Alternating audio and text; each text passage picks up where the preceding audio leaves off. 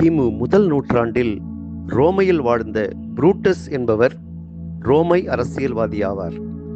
அவருடைய நெருங்கிய நண்பராக விளங்கியவர் ரோமை பேரரசர் ஜூலியஸ் சீசர்.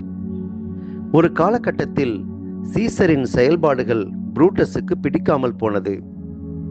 ரோமை பேரரசின் செனட் உறுப்பினர்களும் சீசருக்கு எதிராக இருந்தார்கள்.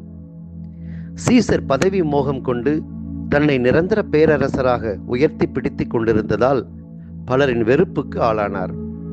இந்த சூழ்நிலையில் புரூட்டஸ் சீசரை விட்டு விலகி செனட் உறுப்பினர்களோடு சேர்ந்து சீசருக்கு எதிராக சதித்திட்டம் தீட்டி அவரை கொன்று விடுகிறார்கள்.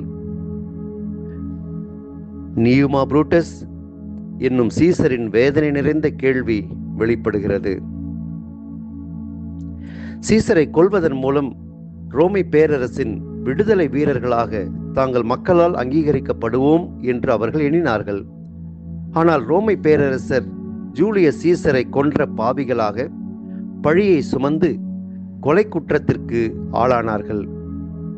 புரூட்டஸ் காட்டிக் கொடுப்பவராகவும் துரோகியாகவும் எண்ணப்பட்டார். இறுதியில் புரூட்டஸ் தற்கொலை செய்து இறந்து போனார். புனித வாரத்தில் பயணித்துக் கொண்டிருக்கின்ற நாம் இயேசுவின் பாடுகளை பற்றி தியானிக்கும் வேளையில் இன்று யூதாசு பற்றியும் பேதுரு பற்றியும் சிந்திக்க அழைக்கப்படுகிறோம். உங்களுள் ஒருவன் என்னை காட்டிக் கொடுப்பான் என்று இயேசு உள்ளம் கலங்கியவராய் இறுதி இரவு உணவின் போது தம் சீடர்களிடம் கூறுகிறார். எவ்வளவு வேதனை நிறைந்த வார்த்தைகள் இவை! அப்படிப்பட்ட செயலை செய்யப் போகிறவர் யார் என்ற கேள்வி எழுந்தபோது, நான் யாருக்கு அப்பத்துண்டை தோய்த்து கொடுக்கிறேனோ அவன்தான் என சொல்லி யூதாசுக்கு கொடுக்கின்றார். அப்பத்துண்டை பெற்றதும் சாத்தான் அவனுக்குள் நுழைந்தான் என்கிறார் யோவான். இயேசு நற்கருணையை ஏற்படுத்திய முதல் நாளிலேயே நற்கருணை பெற்ற ஒருவர் சாத்தானின் பிடிக்குள் சிக்குகிறார். இது உடனடியாக நடந்ததல்ல. யூதாசின் உள்ளத்தில் இயேசுவை காட்டிக் கொடுக்க வேண்டும் என்ற எண்ணம் பல நாட்களாக இருந்தது. அந்த எண்ணத்தை அவன் வளர்த்து வைத்திருந்தான். இயேசுவை காட்டிக் கொடுக்க வேண்டும் என்ற எண்ணம் யூதாசுக்கு ஏன் வந்தது? இயேசுவை அரசியல் தலைவராக அவன் பார்த்தானே தவிர அவரை மெஸ்ஸியாவாக அவன் பார்க்கவில்லை. அரசியல் விடுதலையை இயேசு பெற்றுத் தருவார் என்று எண்ணி இருந்த அவனுக்கு ஏமாற்றமே காத்திருந்தது. எனவே இந்த ஏமாற்றத்தை தாங்கிக் கொள்ள முடியாமல் இயேசுவை காட்டிக் கொடுக்க முன் வருகின்றான்.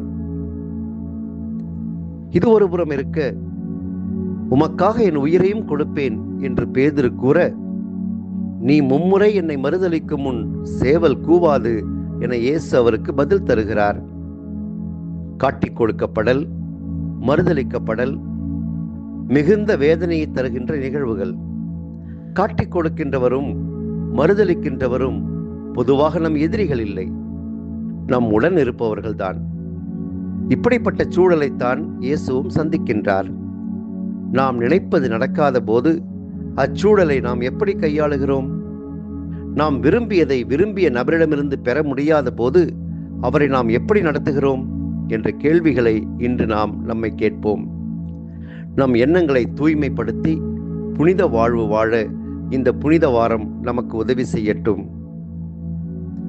எங்கள் அன்பு தந்தையே இறைவா, உம் திருமகன் இயேசுவை மீட்பராக எங்களுக்கு அனுப்பினீர். அவர் பல்வேறு எதிர்ப்புகளையும் துரோகங்களையும் வாழ்வில் சந்தித்தார். எங்களுடைய மனநிலைகளை நாங்கள் சரி செய்யவும் எல்லா சூழ்நிலைகளிலும் உமக்கு உகந்தவர்களாக வாழவும் எங்களுக்கு ஆற்றல் தாரும். ஆமென்.